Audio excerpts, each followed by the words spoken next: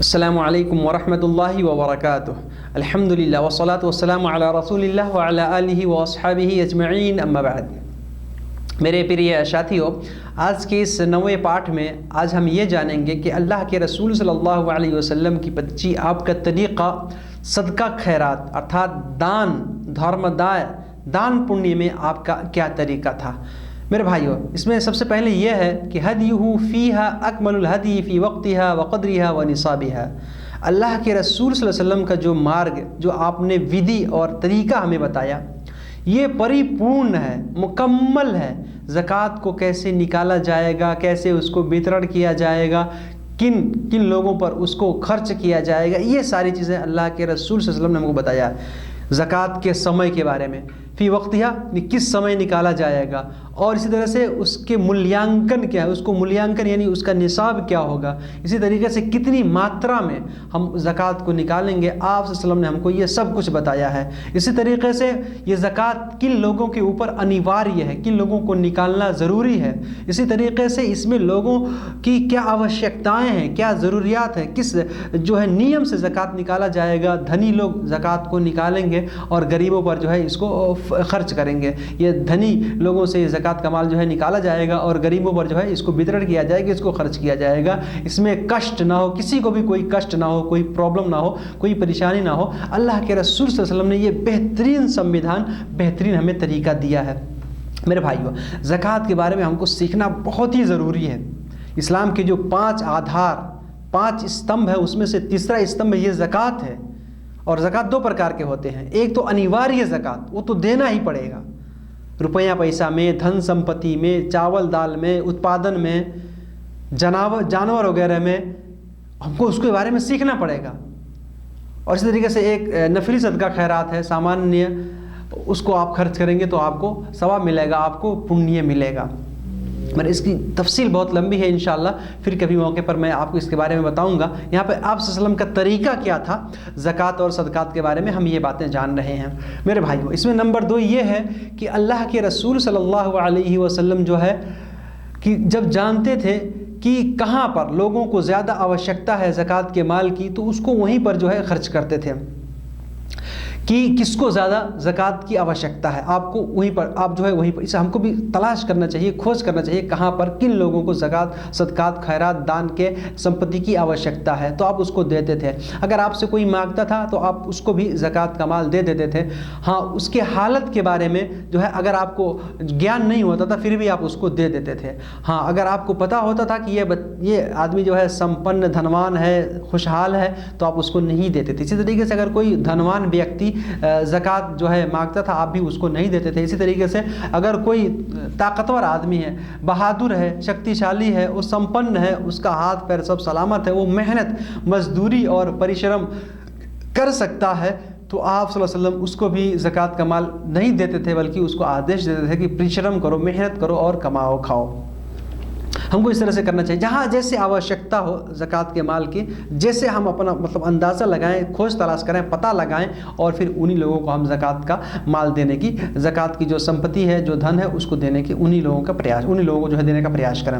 मेरे भाइयों, नंबर 3, अल्लाह के रसूल सल्लल्लाहु अलैहि वसल्लम जहाँ से ज़कात का माल लेते थे, जैसे कोई गांव है, कोई नगर है, कोई शहर है, तो वहाँ से जो धनवान व्यक्ति हैं उनसे ज़कात का माल लेते थे, और फिर वहीं पर जो गरीब व्यक्ति होते थे, जो गरीब निर्धन लोग होते थे, उनके ऊपर जो है उसको खर्च करते थे, उन्हीं के बीच उसको वितरण कर देते थे। और कभी जो है बच जाता था तो उसके दूसरों शहरों में, दूसरी जगहों पर भी, दूसरे स्थानों पर भी आप उसको भेज दिया करते थे।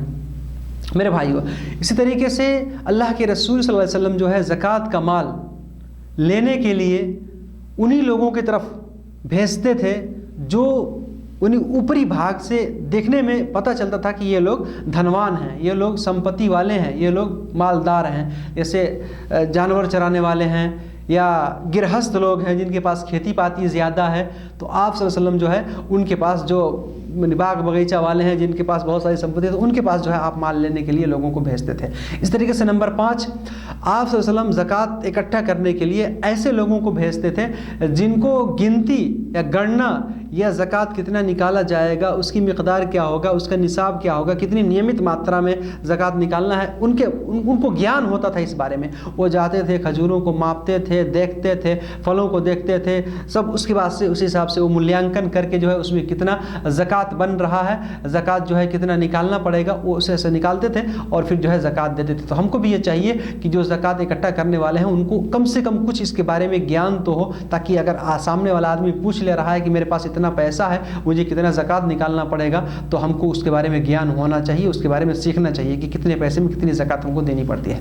मेरे भाइयों, नंबर 6 ये है कि अल्लाह के रसूल सल्लल्लाहु अलैहि वसल्लम घोड़े, खच्चर, दास, गधे और इस तरह से फल फ्रूट, साग सब्जी से ज़कात नहीं लेते थे।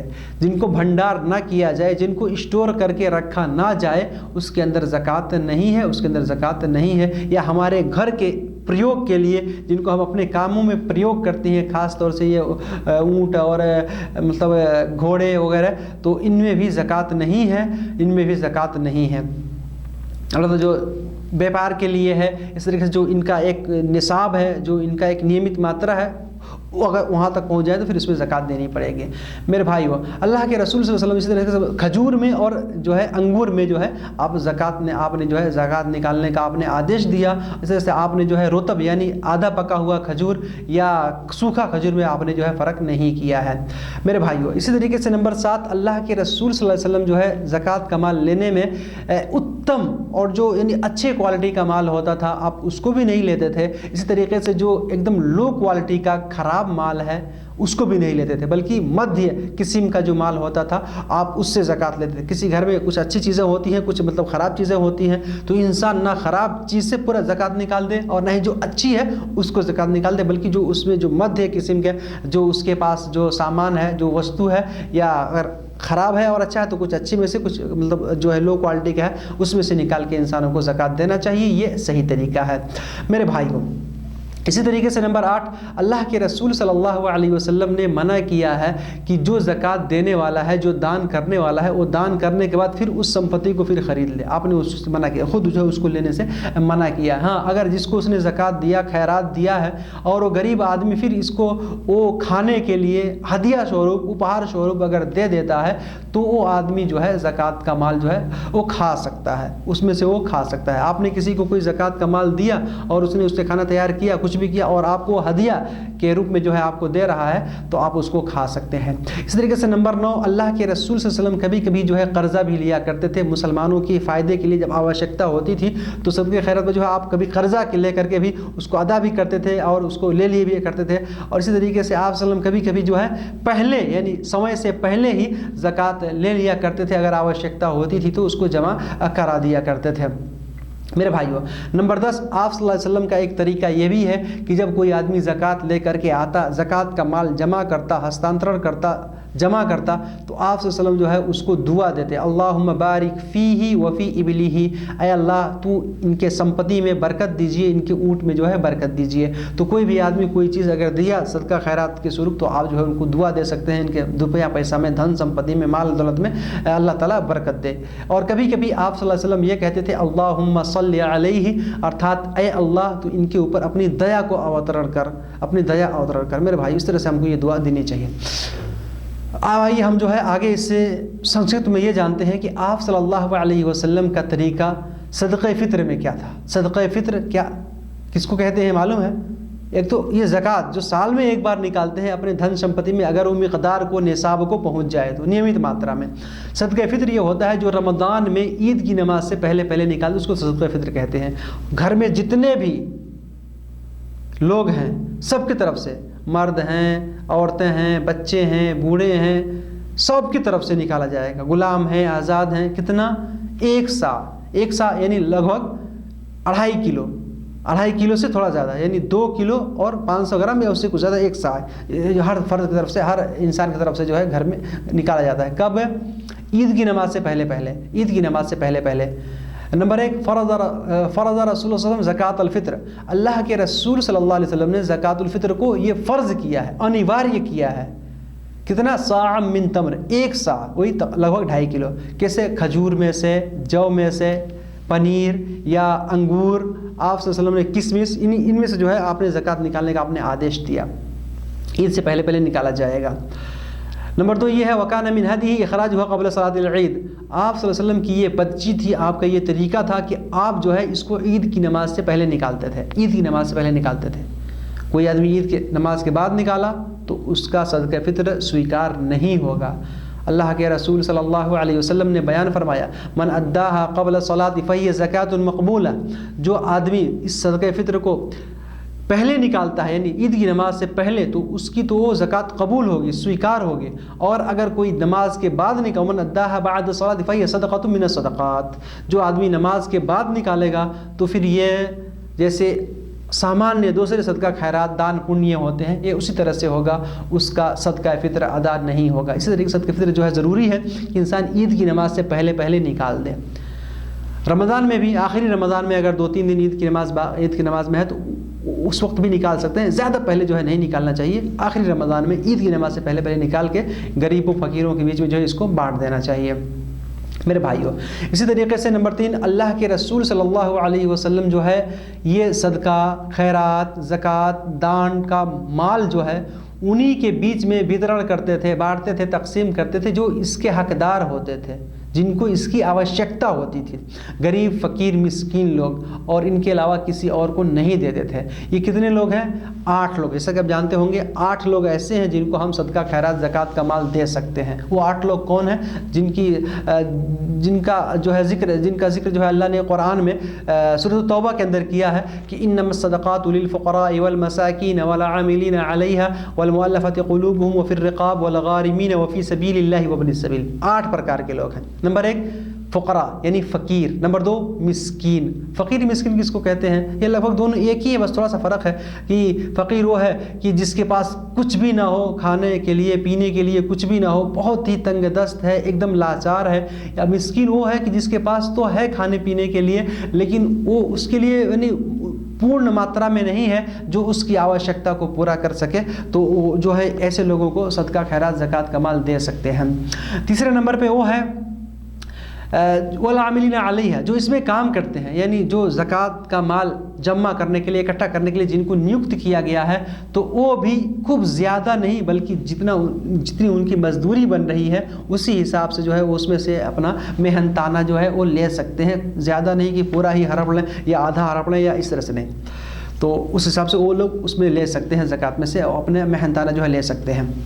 इसी तरीके से वल मुअल्लफ़ति क़ुलूबुहुम, यानी किसी के हृदय को मायल करने के लिए, उसके हृदय को जो है तालीफ़ क़ल्ब के लिए, उसके हृदय को रिझाने के लिए, कोई आदमी इस्लाम की तरफ जो है प्रेरित हो रहा है उसको देने के लिए, या कोई शासक है बड़ा अत्याचारी है उसके अत्याचार से मुसलमानों को बचाने के लिए, वहाँ भी सदका, खैरात, ज़कात का माल हम सर्फ कर सकते हैं, खर्च कर सकते हैं।